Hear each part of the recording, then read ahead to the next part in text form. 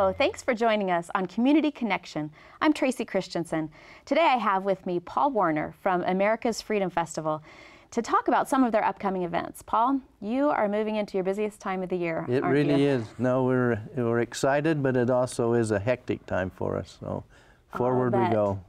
Tell us about some of the events that will highlight this year's celebration. Well, we always like to at least mention Hope of America, which we've already held in the Marriott Center, but we had about 6,000 plus fifth grade students sing for 2 nights in the Marriott Center, and they just do a super job, and it's patriotic and upbeat, and so we're grateful to be done with that one. But check one off. It was a great one. great. Coming up, we have what we call the Mayor's Prayer Breakfast that we've tried to make much like the President's Prayer Breakfast in Washington, D.C., and have the legislative leaders, the mayors, clergy from all over the county come, and we have a speaker and talk about the importance of prayer in our country, and that's a highlight event also, so that's coming right up.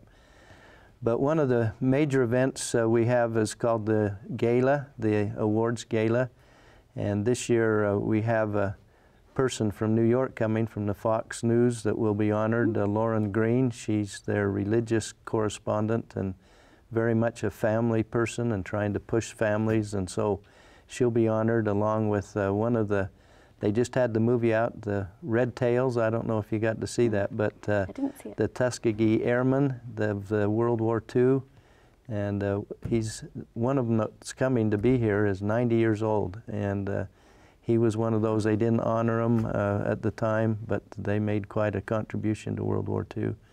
And then we have 2 locals, Zane Taylor, who's from Orem, and Dale Tingey, who's been involved with American Indian Services. So those 4 will be honored on June the 30th. What a great event. Yeah, no, it really is. All before the 4th.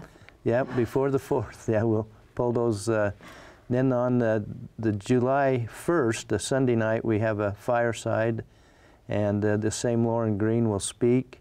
And we're going to honor Stephanie Nielsen this year. She's a burn victim of that plane crash, and we're honoring her with what we're calling our Courage and Hope Award.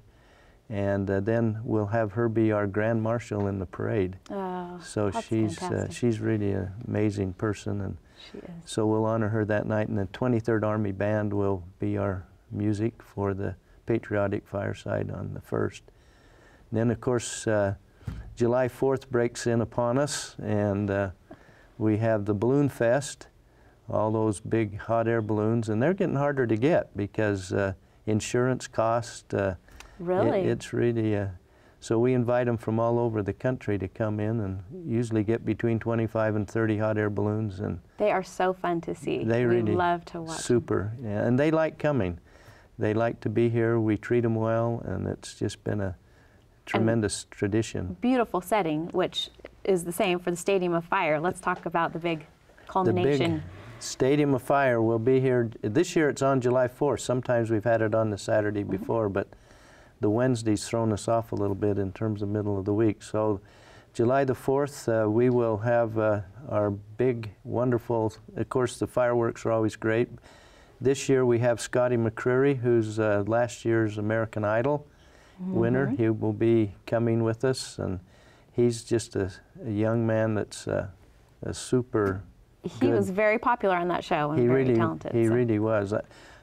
I went up and watched one of his songs the other day, and he had something like 8 million hits on the people watching his song on YouTube, and so it was just, so he's coming, and he was tabbed as one of the country's best new talents coming in, and so he's exciting. Great. And then, of course, highlighting us for us will be the Beach Boys, their 50th reunion tour, and we feel very fortunate to have been able to get them under contract to come. Absolutely. They originally said they couldn't come, and so we worked hard, and they finally called back and said, okay, we'll work it in. They're going to be in Virginia the night before.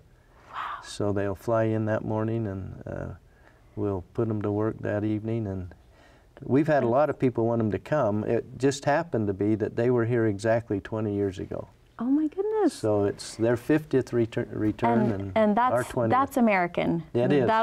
Provo is the place to be on the 4th. Thanks really so is. much, Paul, for being with us and for all you do. Thank you. Here at 11, our goal is to inform our viewers of the many events going on in our community. If you'd like to learn more about America's Freedom Festival, please log on to KBYU11.org. Click on the Community tab, and there you'll find more information and links to this summer's activities. Thanks for being with us. Please join us again on Community Connection.